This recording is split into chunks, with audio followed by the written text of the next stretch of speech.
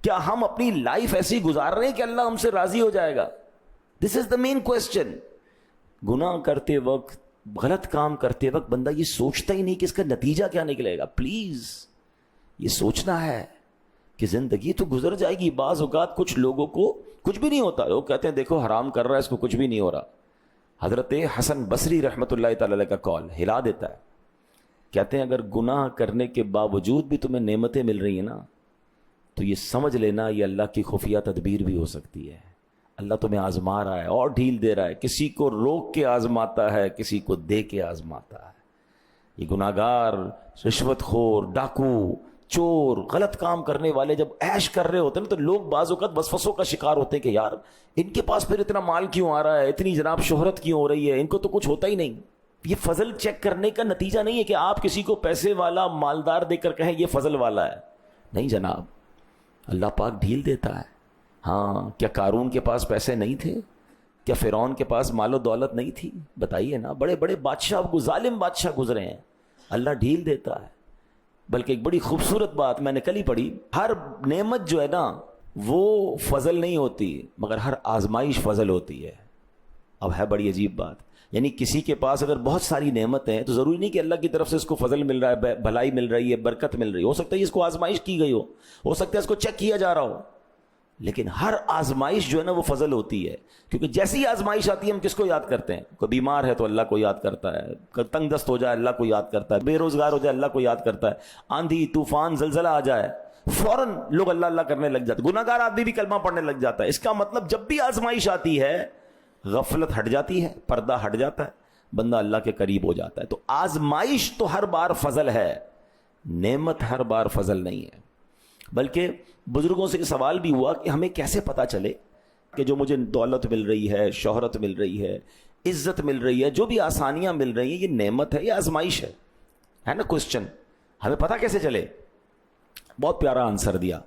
اللہ والے فرماتے یہ چیک کر لو، جب بھی تمہیں کوئی نعمت ملتی ہے اگر تو وہ نعمت تمہیں اللہ سے قریب کر رہی ہے تو سمجھ لو وہ نعمت ہے، اور اگر وہ نعمت اللہ سے دور کر رہی ہے تو سمجھ لو وہ آزمائش ہے.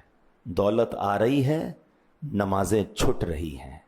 دولت آ رہی ہے، حلال و حرام کی تمیز ختم ہو گئی ہے، گندے کاموں میں، عیاشیوں میں، برے کاموں میں پڑتا جا رہا ہوں. شہرت آ رہی ہے، تکبر بھی آتا جا رہا ہے. شہرت آ رہی ہے، گھمنڈ آتا جا رہا ہے. طاقت آ رہی ہے، ظلم کرتا جا رہا ہوں.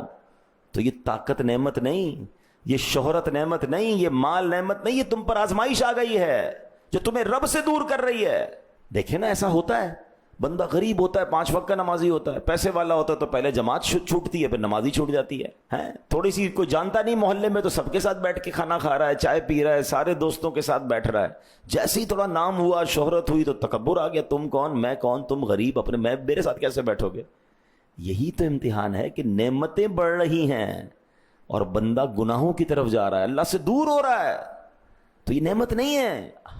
رشوت کھا کر لوگ کہتے ہیں اللہ کا بڑا فضل ہے، حرام کام کرنے والا کہہ رہا ہے اللہ کی مہربانی. اب کس چیز کی مہربانی؟ حرام کر رہے ہو تم، اللہ کو ناراض کر رہے ہو. بس جناب پوری دنیا مجھے جانتی ہے اللہ کا بہت مہربانی. اللہ کی مہربانی اس بات پر ہے کہ تم حرام کر کے دنیا میں مشہور ہو گئے، ناچ گا کر مشہور ہو گئے. غور کرنا ہے، یہ اللہ کی مہربانی نہیں ہے، یہ تم پر آزمائش ہے، تمہیں ٹیسٹ کیا جا رہا ہے. توبہ کرو.